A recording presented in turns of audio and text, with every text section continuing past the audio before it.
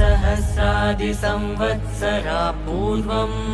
नरज्ञान उद्धारणाय समर्पितम्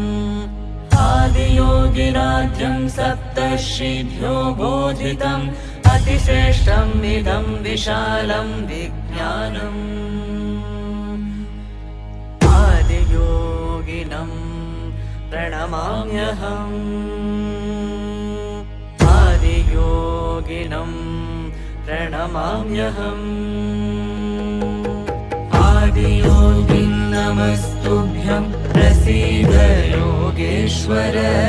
जन्ममरणोऽलङ्कृत महाकाल नमोऽस्तु ते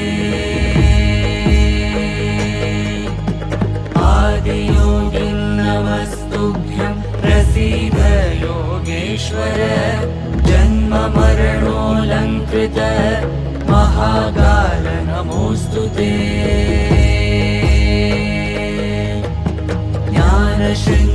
ज्ञानशृङ्गवृषारूढं प्रचण्डं विश्वेश्वरं जटाजूटं भस्माङ्गम् आदियोगिनं प्रणमाम्यहम् ज्ञानशृङ्गवृषारूढं प्रचण्डं विश्वेश्वरं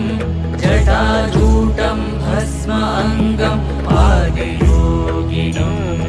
प्रणमाम्यहम्